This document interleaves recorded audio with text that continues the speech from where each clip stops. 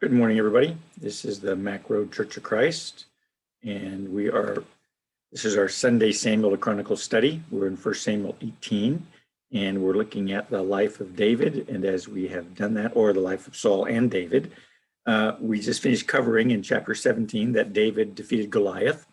And that was, of course, one of the main stories that the writer of the Samuel letter wanted to tell us, which kind of sets up everything for David and for his activity. So as we're looking here at our chart here on 1 Samuel, we looked at the fact that Samuel was that individual who kind of went from being a judge, the transition from being a judge to a king. And remember, Saul was the first king. And so we have that transition there. We also have then on this line here where it says the kings. There's two main kings that are in consideration. That is, of course, Saul and David. And so Saul's kingdom, or Saul's reign, you might say, started over here in chapter 13, or actually that's his decline, started over here in verse 9. And then we start to see his decline here at about chapter 13. We see some of the problems that he has until finally we're going to get to his death in chapter 31. And over here in David's section, or those parts that deal with David, we realize that David was anointed sometime in the 16th chapter. And we have some of the stories of David, and then we have David being exiled from Israel as a result of Saul's jealousy. And then we see the story of David coming up here.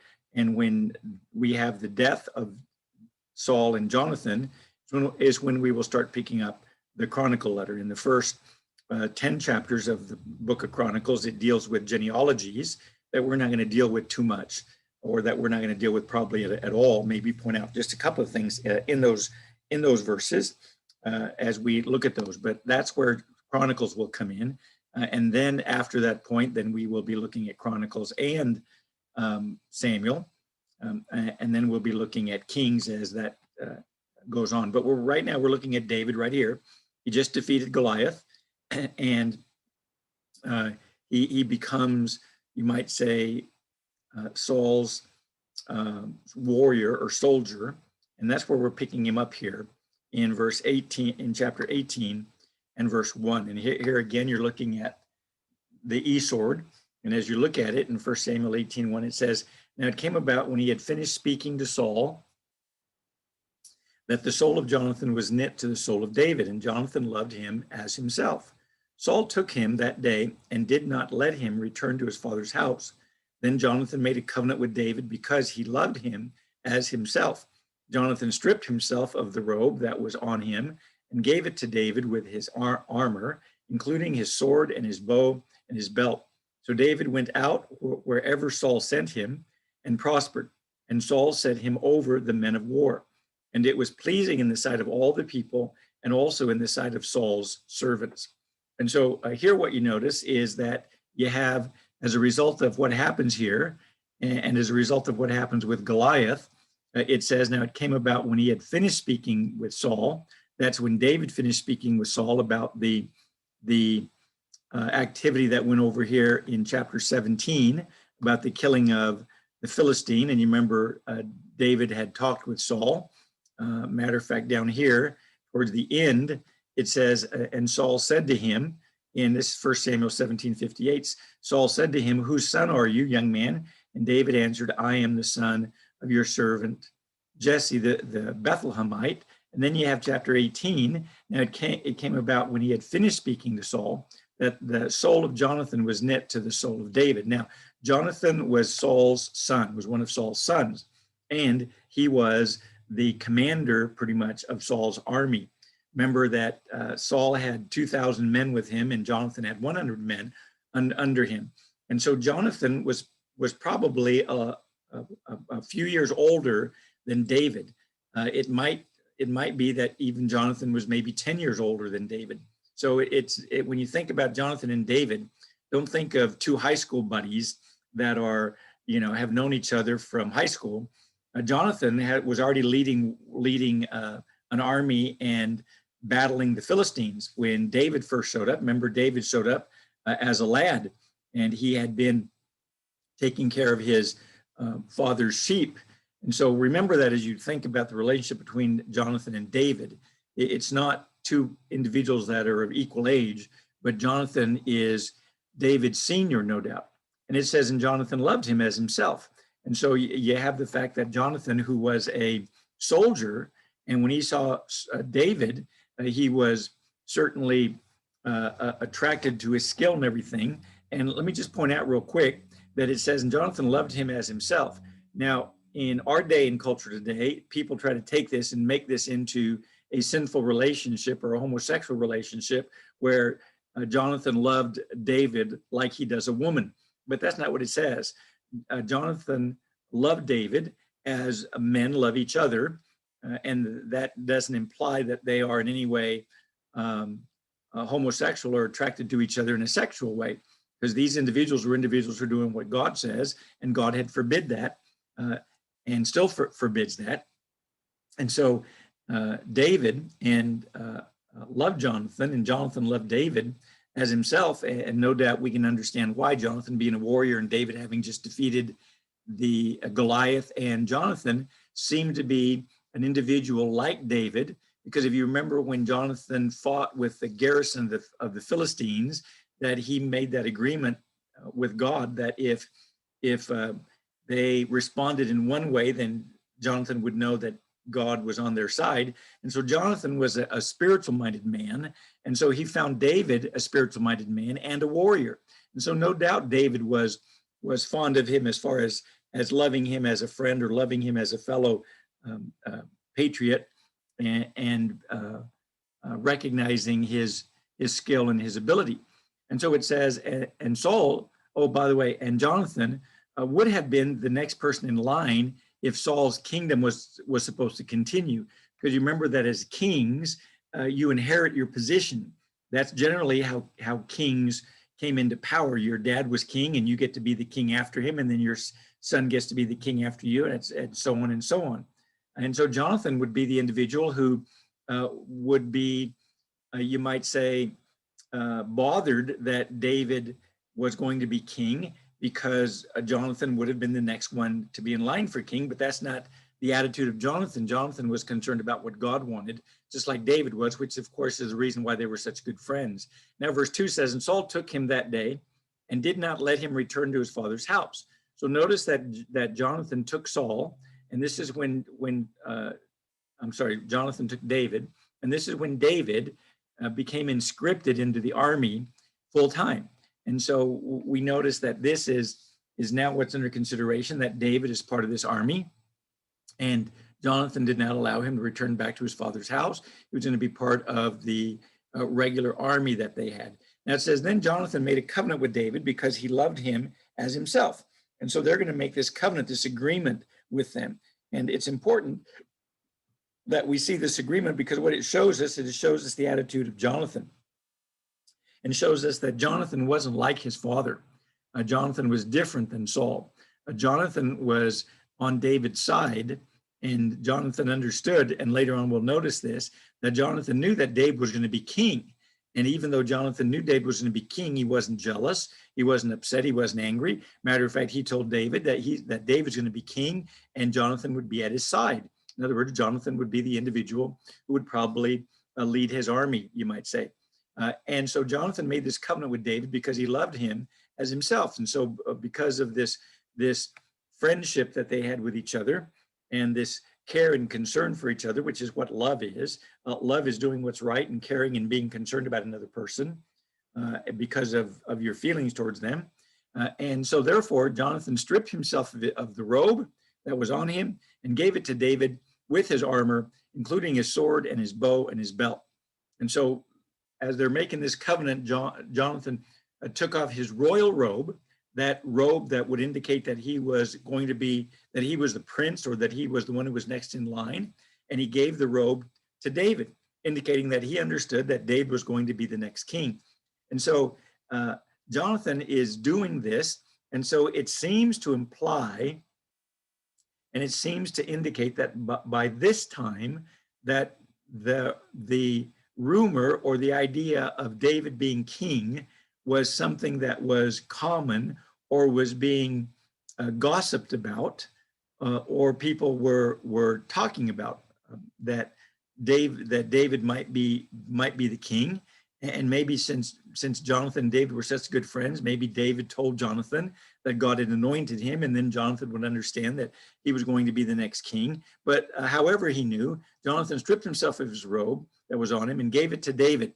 And so he basically is pointing out that David is going to be the next ruler, that David is really the prince to succeed his Jonathan's father, Saul. And so it says with his armor. So not only did he take off his robe, but he also gave him his armor. In other words, the recognition of one warrior to another warrior. And so he gave him his armor. And it says, including his sword and his bow and his belt. So Jonathan basically gave to David and put on David all the attire that Jonathan would have. He gives to David as an indication that David was going to be the one who ruled and the one who led in battle, and that Jonathan would then be at his side. And so Jonathan is different, has different attitude than Saul does. So just because a man has a certain attitude doesn't mean that's the same attitude that his father has. The Bible teaches that the son does not bear the iniquity of the father. In Ezekiel chapter 18, that whole chapter deals with that idea. And so therefore, Jonathan doesn't have to be like his father. Just because his father was jealous and his father was upset with David being king doesn't mean Jonathan had to. And what that tells us is just because we grow up in a family that acts and does certain things that might not be lawful or legal doesn't mean that we have to do them just simply because we're part of the family. Each individual has his own right to live the way that he believes that God wants him to live. And so that's what you see here with Jonathan. And so even though Saul was out to get David, Jonathan wouldn't have any part of it, and Jonathan recognized David's upcoming position. And so it says in verse 5, so David went out wherever Saul sent him and prospered, and Saul set him over the men of war. And it was pleasing in the sight of all the people, and also in the sight of Saul's servants. So what we have then is, since David has been conscripted into the army, then what we have is we have David then going out and fighting. And whenever David goes out to fight, he prospers. And so Saul put him over the men of war. In other words, once he saw that David was worthy of the job, he then put David in charge of his men of war. And it says, and it was pleasing in the sight of all the people, and also in the sight of Saul's servants. Now, one of the things that this reminds me of is what Paul tells Timothy about deacons. And he tells them that you look for individuals who have been proven to be deacons. And then once you find those men who are been proven, then you appoint them as deacons. And the idea for deacons is that deacons are individuals who serve. And so you need to find somebody who has a serving heart. And you can tell if they have a serving heart by what it is that they're doing and what it is that they've done. And so we want to understand that that's what Saul did here with David. Very few men should ever be promoted to works or to positions that they have no ability to do, or to which they haven't been proven for the task. And that's also true in God's church and in God's kingdom. Sometimes people, for example, want to lead songs, but they can't carry a note. Sometimes people want to preach, but their logic is all messed up. Or some people want to teach class, but their classes are boring, and they don't know how to teach. And so we are all supposed to do what we can do with what God has given us, but we need to be proven for the task to which God calls us to. And that's one of the things that you see here. And so it says that as a result of the fact that he was proven, and therefore he was put in charge of the men of war, it says it was pleasing in the sight of all the people, and also in the sight of Saul's servants. Now, anytime there's somebody who does a job or who has a position and they're worthless at the job, people do not look up at them. People do not recognize them for doing their job if they don't have the ability to do their job. And so if you want to be looked up to or recognized or your talent, you need to make sure that whatever job you're doing is in accordance with your talent. Now, that doesn't mean you can't learn something. And certainly, we all learn something. But the idea is we shouldn't put people into tasks or positions that they have not yet learned what to do, unless they're just simply apprentices or interns that are in the process of learning, in which case that's a different story. But when somebody is in a position that they have been qualified for, then there's usually a pleasure involved with the task that they're doing, and the people see that and recognize it. And that's what you have going on here with David. So David was pleasing in the sight of all the people. So everybody liked David, and not only did the people like David, but Saul's servants, in other words, the royal servants, those individuals that were closest to the king, they also were pleased with David and what it was that David was doing. And so Jonathan made that covenant with David, and David then became the head of the army, or the fighting men, the men of war, and everybody liked David.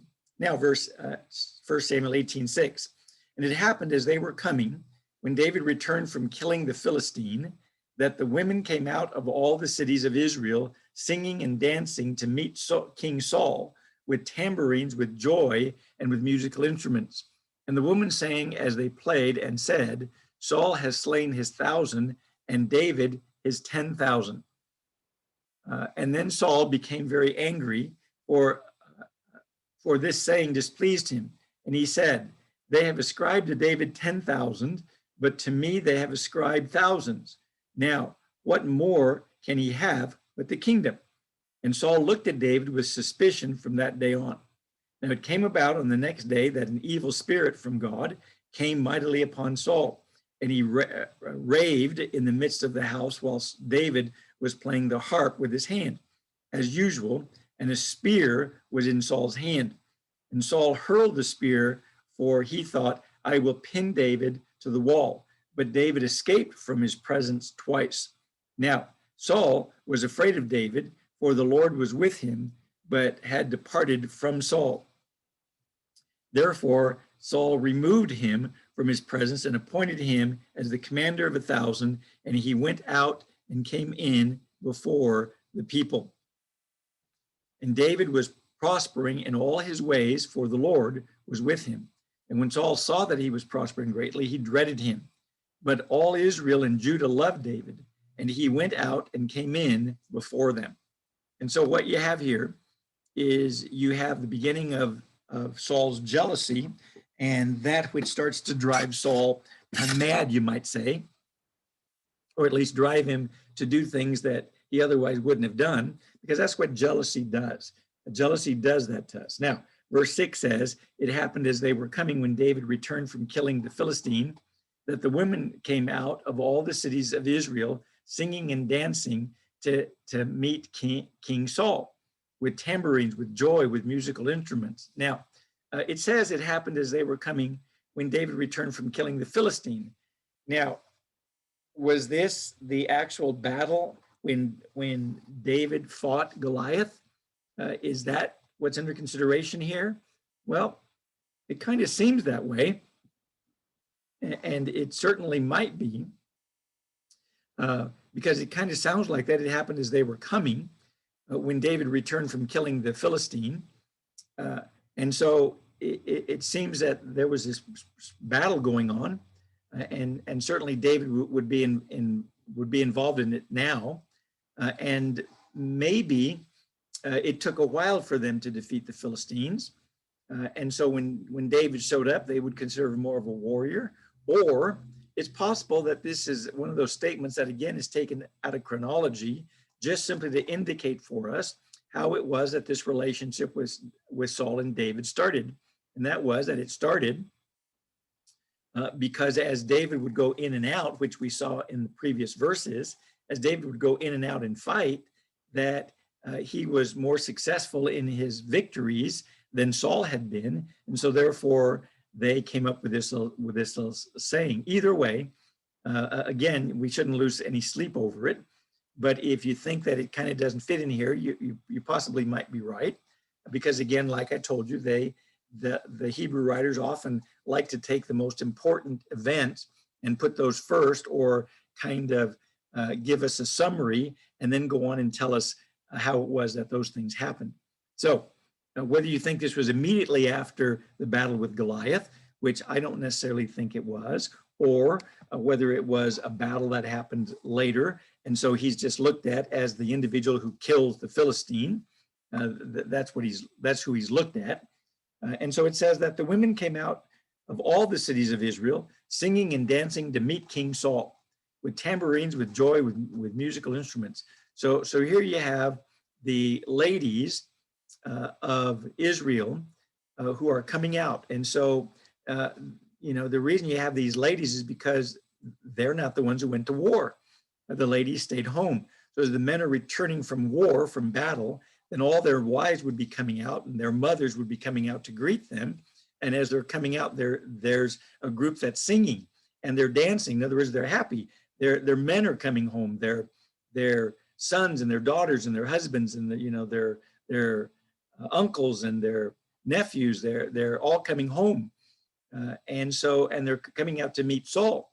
And so they're coming out with tambourines and with joy and musical instruments. So they're happy. So these tambourines and musical instruments are how the Bible describes activity that's joyous. Joyous activity is always described with musical instruments. That's the reason why in the book of Revelation, we're talking about those people that are seen as victorious, they have harps in their hands, because those harps indicate instruments of joy and of happiness. And here's part of where that background comes from. And so they come out. And so the women were singing. And one of the songs they sang as they played had the words, Saul has slain his thousands and David his 10,000s. So notice that they were attributing to each one their great success. They weren't minimizing Saul's activity, and they weren't elevating David's activity. But what they were doing was they were recognizing that Saul had slain thousands and David had slain 10,000s.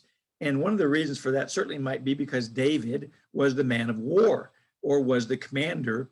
And so David would be the one who would have led the army and therefore would have killed, tens of thousands of Philistines or of the enemy, whereas Saul had killed some of the Philistines, and so they ascribed to him thousands. Now, this is how jealousy works. People are jealous when other people get something that they want. And here, David received something that Saul wanted, and so therefore he became jealous. And that's why in verse 8 it says, then Saul became very angry, for this saying displeased him, and he said, they have ascribed to David 10,000s, but to me they have ascribed thousands. Now what more can he have but the kingdom? In other words, Saul began to see the writing on the wall, and that was, since David was ascribed tens of thousands and he was ascribed only 1,000, then it's like everybody likes David, so he's going to be the next king, and the kingdom will be taken from him. And so that's what Saul is looking at. He's looking at the idea of being king. And so Saul went from this individual who first considered himself unworthy and of little value and very humble, to an individual who now was trying to retain the kingdom and was trying to keep this power that he was accustomed to. And he saw David now as a threat of this power, of this kingdom that he had. Now, one of the other things that this shows us is that the kingdom is referring to the power and the rule over the people. That's what it's referring to. And so when he speaks about, the kingdom is going to be given to David, what he means is that people are going to be willing to follow David, and they're going to be influenced by David, as opposed to being influenced by Saul, who is supposed to be their king. And so Saul was upset. And so verse 9 says, and Saul looked at David with suspicion from that day on. In other words, Saul looked for evidence of David wanting to take over the kingdom. And so everything that David did was under the scrutiny of Saul. And if David did anything that even remotely looked like it might have the intent of Saul trying to become king, or trying to form a coup, Saul would be right there on top of him. And so everything David did then was under the scrutiny of Saul. And it's hard to live like that. It's hard to live when you're under a looking glass, as they say, or under a microscope. It's very difficult to live that way. But if you don't have anything to hide, then it's really not that awful, although it is, a rather uncomfortable position or condition to live under. And that's how David was living from that day on. Now, verse 10 says, "Now it came about on the next day that the evil spirit from God came mightily upon Saul, and he raved in the midst of the house. And while David was playing the harp with his hand, as usual, and a spear was in Saul's hand." And I want you to notice a couple of things here in verse 10. First of all, I want you to notice that, again, we have this evil spirit from the Lord. And whether that was an actual evil spirit that the Lord sent and that the Lord was, telling to go over and do these things to Saul, certainly that's a possibility. God certainly hardens individuals whose hearts are hardened, or whether this was Saul's bad attitude that he had because of what he had just heard up here. They ascribed to David 10,000 and to Saul only 1,000. And so now he became jealous and had this bad attitude. And so either way, he is under the influence of this evil spirit that's from God, because nothing happens to us that God doesn't know about or that God doesn't cause. And so it says, and he raved in the midst of the house. And so he was, we call it ranting and raving in the house. It says, while David was playing the harp with his hand as usual, and his spear was in Saul's hand. Now notice that David is playing the harp. And why is David playing the harp? Because this evil spirit had come upon Saul. And so remember that they picked somebody, or they found somebody, that whenever an evil spirit would come upon Saul, that individual would play an instrument, and then the evil spirit would leave, or the attitude would leave. And that person they picked was David. And so that's one of the reasons why I suggested that, that sequence that we heard about over there was a little out of order, because in this chapter and in the previous chapter, what we find is this is the first time that Saul actually met David. He hadn't known who David was before, and yet we find David when he's playing in the very same room where Saul is. And so prior to this, when David was playing in the room, Saul might not have recognized or known who he was, but now that he's playing now, Saul would, because now he knows who David is, and he knows that David was the one who killed Goliath. And so he knows that all of these things. And so therefore, he's a little upset. And so it says, in verse 11, and Saul hurled a spear, for he thought, I will pin David to the wall. But David escaped from his presence twice. So 2 times Saul hurled that spear at David, and 2 times David managed to escape twice. So this tells you that these events didn't happen immediately. It didn't happen immediately right after David first introduced himself to Saul and had killed Goliath, and the very next day you have these events going on. No, this indicates that this had been a while. This may have been months or maybe even a couple of years as these things were going on, and David became recognized as somebody who was successful, and the individual who killed tens of thousands while Saul only killed 1,000. And so that's what you have here. And so Saul was upset. He got his spear and he threw it at David, and he missed him twice. Now, verse 12. Now Saul was afraid of David, for the Lord was with him, but had departed from Saul. So here you see David being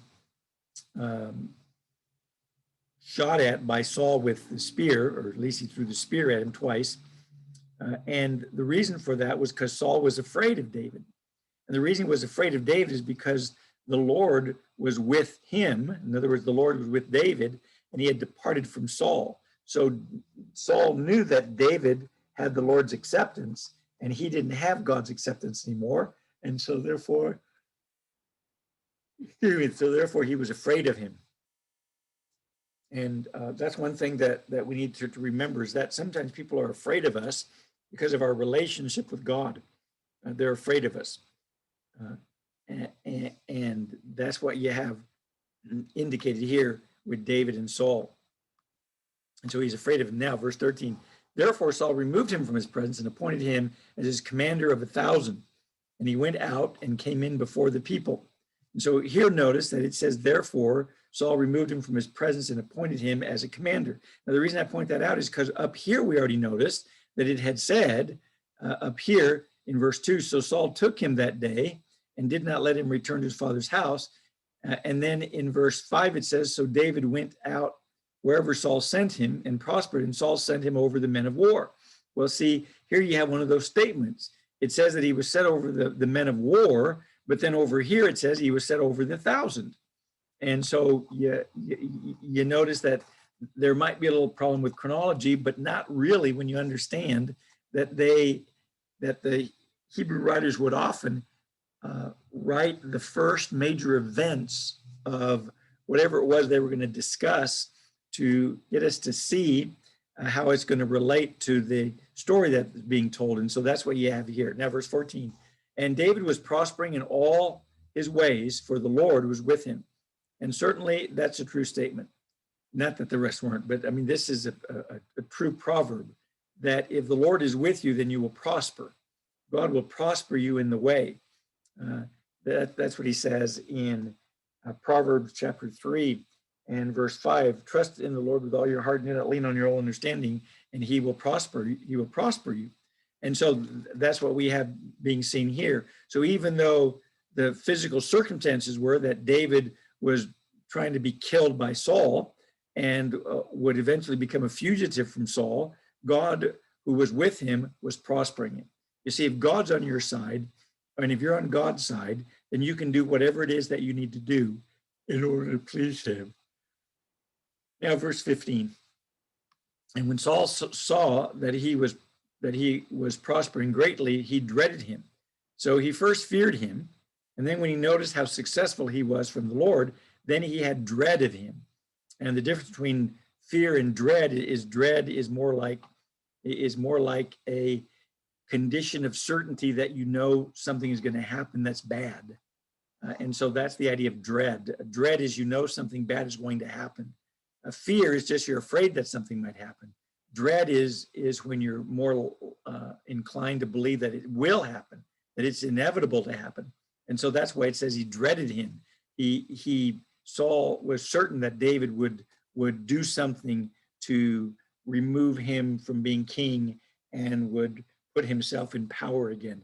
Now, verse 16. But all Israel and Judah loved David, and he went out and came in before him. So even though Saul was after him, all the people liked David, and all the people loved David because David would go in and out. In other words, he'd go fight their battles for them, and he'd come back safe and sound and would be victorious. And so that's part of what you have in the story that shows us the relationship between David and Saul that we're going to see throughout the rest of our story here as it goes on. And you also see how David was made commander of the men of war and then commander of the thousands. And that's what you have going on there. Now, verse 17 of 1 Samuel 18 says, then David said to Saul, here is my older daughter, Merab. I will give her to you as wife. Only be a valiant man for me and fight the Lord's battles. For Saul thought, my hand shall not be against him, but let the hand of the Philistines be against him. But David said to Saul, who am I, and what is my life or my father's family in Israel, that I should be the king's son-in-law? So it came about at the time when Merab, Saul's daughter, should have been given to David, that she was given to Adriel, the Meholathite, or a wife. Now, Michal, Saul's daughter, loved David. And when they told Saul, the thing was agreeable to him. And Saul thought, I will give her to him that she may become a snare to him and that the hand of the Philistines may be against him. Therefore Saul said to David, for a second time, you may be my son-in-law today. Then Saul commanded his servants, speak to David secretly, saying, behold, the king delights in you, and all his servants love you. Now therefore become the king's son-in-law. So Saul's servants spoke these words to David, but David said, is it trivial in your sight to become the king's son-in-law, since I am a poor man and lightly esteemed? The servants of Saul reported to him according to these words which David spoke. And Saul then said, thus you shall say to David, the king does not desire any dowry except 100 foreskin of the Philistines to take vengeance on the king's enemies. Now Saul planned to make David fall by the hand of the Philistines. When his servants told David these words, it pleased David to become the king's son-in-law before the days had expired. David rose up and went, he and his men, and struck down 200 men among the Philistines. Then David brought their foreskin, and they gave them in full number to the king, that he might become the king's son-in-law. So Saul gave him Michal, his daughter, for a wife. When Saul saw and knew that the Lord was with David, and that Michal, Saul's daughter, loved him, then Saul was even more afraid of David. Then Saul was David's enemy continually. Then the commanders of the Philistines went out to battle, and it happened as often as they went out that David behaved himself more wisely than all the servants of Saul. So his name was highly esteemed. Now, verse 17, it says that then Saul said to David, here's my older daughter, Merab. I will give her to you as a wife. Only be a valiant man for me and fight the Lord's battles. Now, Saul had mentioned before, if you remember, that whoever killed the Philistines, they could become his son-in-law. And so it was assumed that whoever was the victor in that battle would receive Saul's oldest daughter, his firstborn, as a wife. And so Saul again uses Merab to entice David and says, only be valiant man for me and fight the Lord's battles. And the reason he did that was because he was hoping that he would be killed going into battle. So he was using his daughter as a means whereby he could affect the death of David. Now, this is part of what God was talking about, or Jesus was talking about in the Sermon on the Mount, when he pointed out that it said that you ever heard that it was said, you shall not commit murder. But I say to you, whosoever is angry with his brother is guilty. And so if you go through that section, you find out that those individuals are guilty who have hate in their heart. And so it's not just the idea that you actually struck the person with your own hand. You could murder the person by having somebody else do it for you because you hate him, because the crime of murder has to do with intent and hatred. And that's what Saul is doing here. So even though Saul never physically murdered David, he certainly murdered him in his heart and was out to kill David and wished David was dead. And he was going to use his daughter as a means whereby he could accomplish that by offering Merab as a reward for David fighting against the Philistines, because Saul hoped that the Philistines would kill him. But God was with David.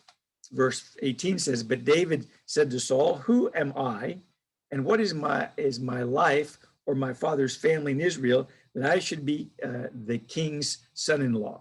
And so basically what David says was, I'm not worthy to be king.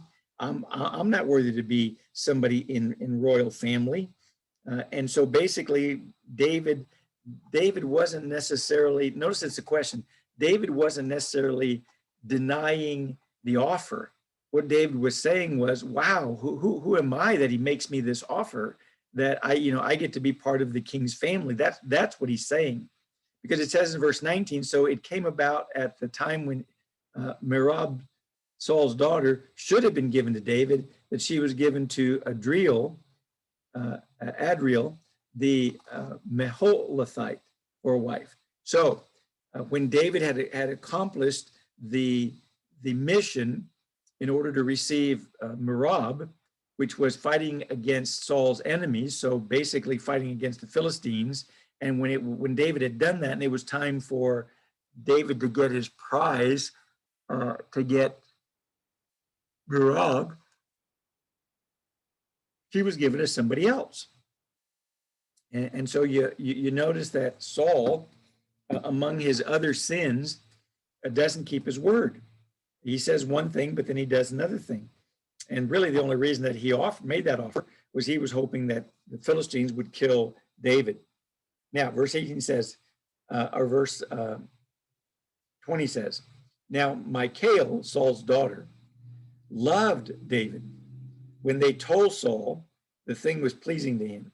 So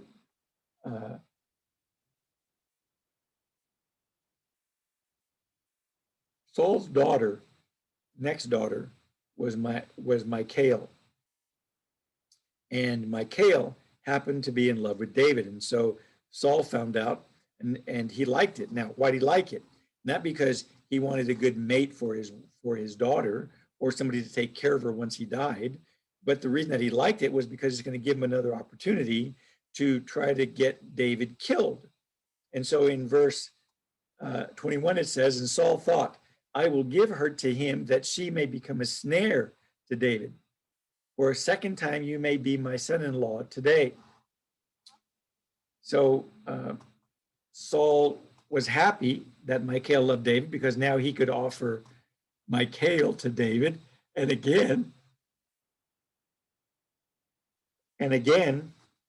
use her as a means whereby he could try to get David killed. And so in verse 22, it says, then Saul commanded his servants, speak to David secretly, saying, behold, the king delights in you, and all his servants love you.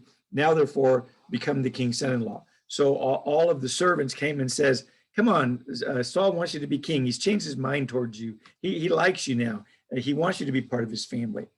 And so it says, so Saul's servants spoke these words to David, but David says, is it trivial in your sight to become the king's son-in-law, since I am a poor man and lightly esteemed? In other words, David says, David again is not refusing the request. He's just pointing out that he doesn't have anything to give for a dowry, because when you were betrothed to somebody, or a lady was betrothed to you, you customarily gave the family a dowry for the price of your daughter. Well, this is a king's daughter. She would require a king's ransom. And David was a lowly man. He didn't have a lot of money. And so that's what he's saying is, is it going to be easy for me to be the king's son? I don't have anything. How can I pay for her, basically, is what he's saying. Now, verse 24 says, and the servants of Saul reported to him according to these words, which David spoke.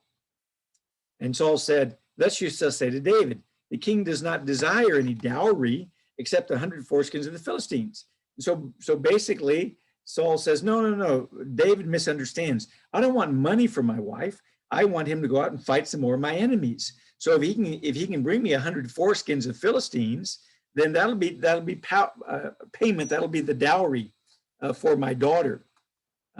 And so if he can do that, he'll be taking vengeance on my enemies. Now, again, Saul was doing it just simply because he was trying to get David to be killed by the Philistines. And he figured, David needs 100 foreskins, so he's going to have to go find 100 men and fight against them. And so certainly Saul's thinking one of them should be able to defeat David.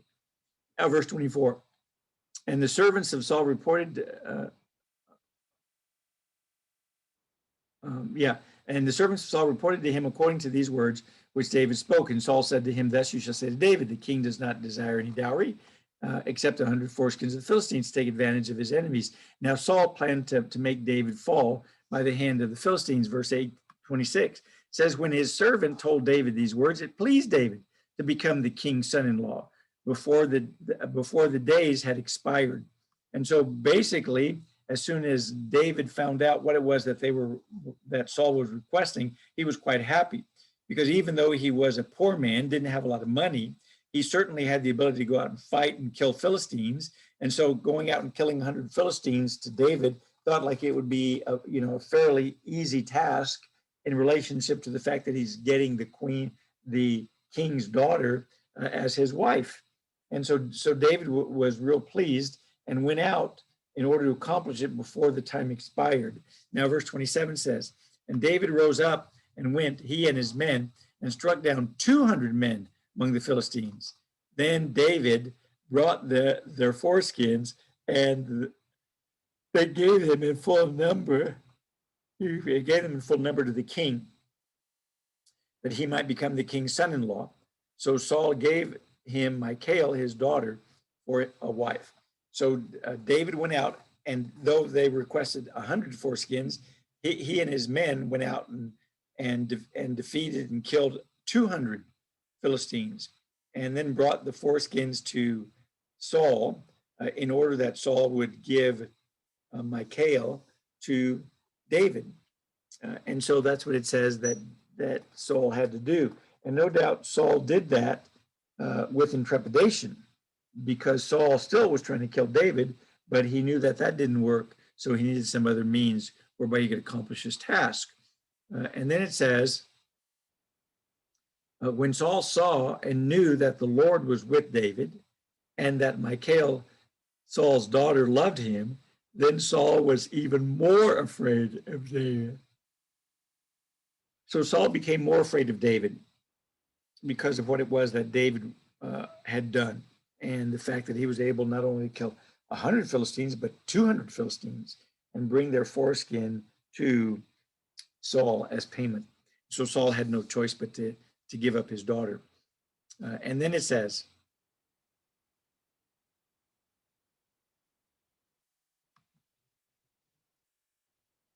in verse 29, and then Saul was even more afraid of David. Thus Saul was David's enemy continually. So this is why David became Saul's enemy, is because God was with him, and every attempt that Saul made to try to kill David was thwarted by God. And Saul knew that God was with David, but that didn't keep him from attempting to kill him and attempting to put him to death. Now, verse 30.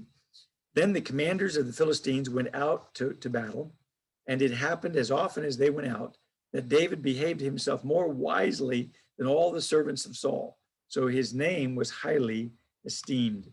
And so basically what you see here now is you see David going in and out as the warrior, as the commander of the chief, and he did more good and prospered more than all the wise men that Israel has. And so it says, and it happened as often as they went out that David behaved himself more wisely than all the servants of Saul. So his name was highly exalted. And that brings us to chapter 19. And it says in verse 1, and we'll just read a few verses here, because we're going to have to stop in a couple of minutes. It says, now Saul told Jonathan his son and all his servants to put David to death. But Jonathan, Saul's son, greatly delighted in David.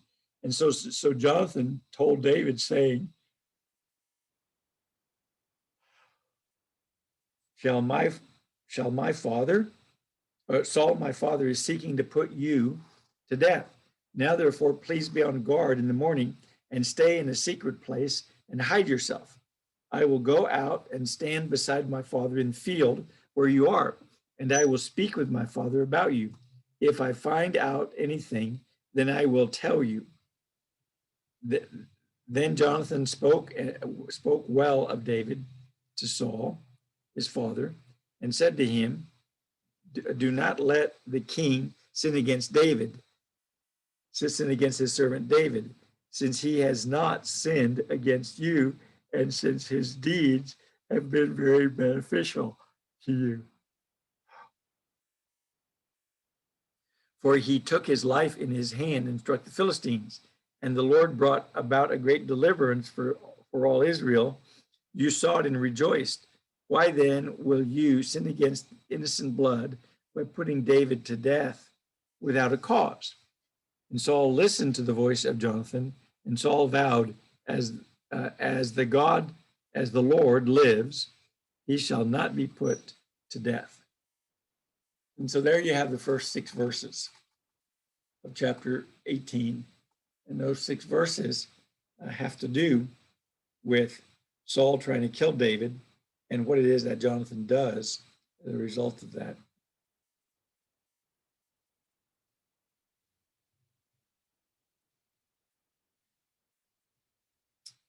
I will go.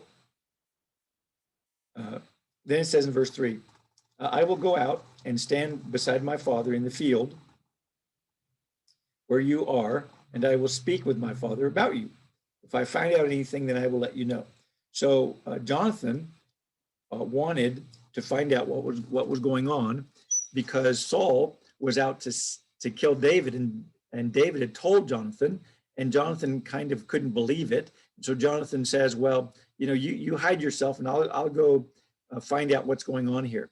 Now, in verse 4, it says, then Jonathan spoke well of David to Saul, his father, and said to him, do not let the king sin against his servant David, since he has not sinned against you, and since his deeds have been very beneficial to you.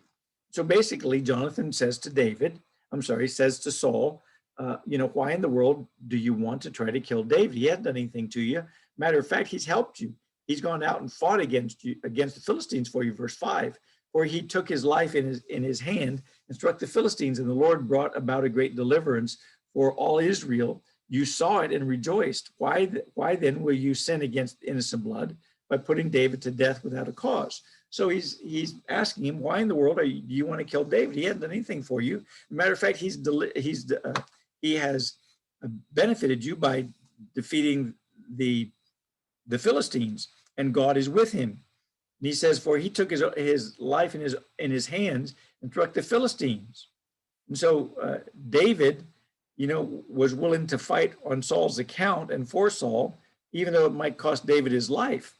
Now, verse 6 says, and Saul listened to the voice of Jonathan, and Saul vowed, as the Lord lives, he shall not be put to death. So basically, Saul promised not to kill David. And certainly this was one of the times when Saul wasn't under the influence of that evil spirit, as it says, or his bad attitude. He certainly wasn't under that attitude at this time, because he willingly listened to Jonathan and said, okay, I swear that I won't kill him, and that I'll let him live, that he won't be put to death. And so that's where we're going to stop today. We're going to stop here at verse 7 of 1 Samuel chapter 19. We're going to start with verse 7 next week. I'm glad you're here. Glad you got to be with us, and pray the Lord blesses you and keeps you.